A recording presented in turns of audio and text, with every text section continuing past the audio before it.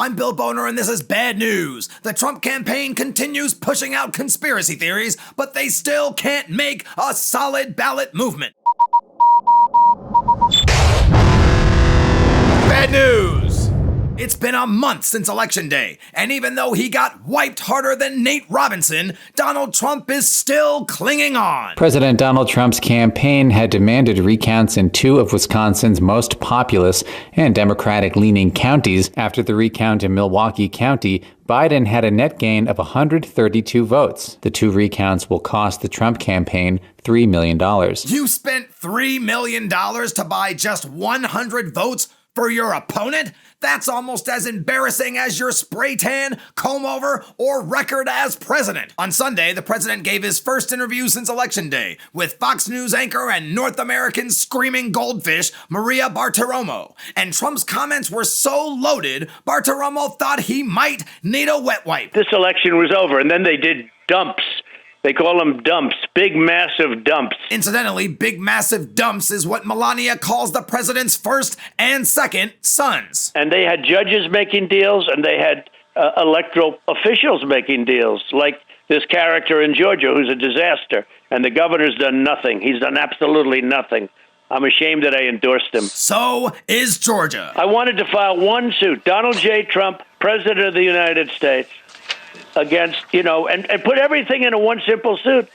And they say, sir, you don't have standing. I say, I don't have standing. You mean as President of the United States, I don't have standing. What kind of a court system is this? The kind that won't let you execute 5 innocent black children with a newspaper ad. In Not Really News, which we're still covering for some reason, Joe Biden twisted his ankle while he was playing with his dog. President-elect Joe Biden twisted his ankle while playing with his dog Saturday afternoon.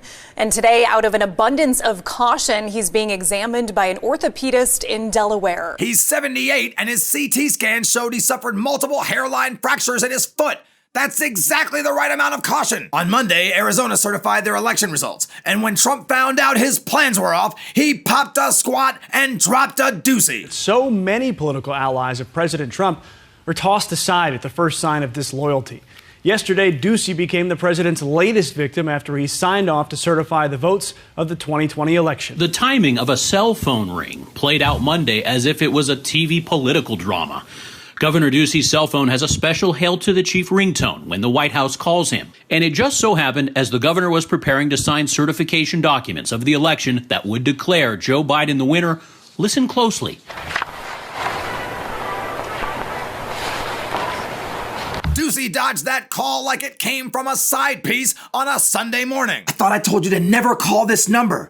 Jesus, Mike, I'm with my kids. Trump is rapidly losing allies. And on Tuesday, Attorney General William Barr, seen here being reconstituted into the president's drinking water, became the next piece of crap for Trump to squeeze out. The Attorney General of the United States, William Barr, has just debunked President Trump's claims of widespread election fraud. In an interview with the Associated Press, he said, quote, "To date, we have not seen fraud on a scale that could have affected a different outcome in the election." On Wednesday, President Trump responded to whoever is still listening with a 46-minute-long conspiracy rant from the White House. This may be the most important speech I've ever made, making it the least important presidential speech in American history. They were acting like they already knew what the outcome was going to be. They had it covered, and perhaps they did. It's corrupt. Detroit is corrupt. I have a lot of friends in Detroit. They know it. And they would know better than anybody. They're the mafia. Even what I'm saying now will be demeaned and disparaged, but that's okay. Okay, your presidency is a visible skid mark on an already badly stained line of tighty-whities. Trump is running out of options. And without presidential immunity, he may soon find himself in deep legal dung. So now he's trying to cover his own delinquent droppings. We now have reporting that Donald Trump has begun discussing giving a pardon to his own lawyer, Rudy Giuliani. The two discussing a preemptive pardon as recently as last week. Among the president's advisors, there is a feeling that, yes, he can legally pardon members of his family, people like Ivanka Trump, that, yes, the president could go ahead and pardon himself. You only need to pardon yourself if you blow so much ass the stench can still be traced back to you. At this point, Trump has no legitimate move left to make. But it doesn't matter, because too many Republican lawmakers are too chicken shit to admit they know his claims are crap. And until they do, no matter what, Trump is just going to keep drowning us in a massive dump. I'm Bad News Bill Boner. Bad news!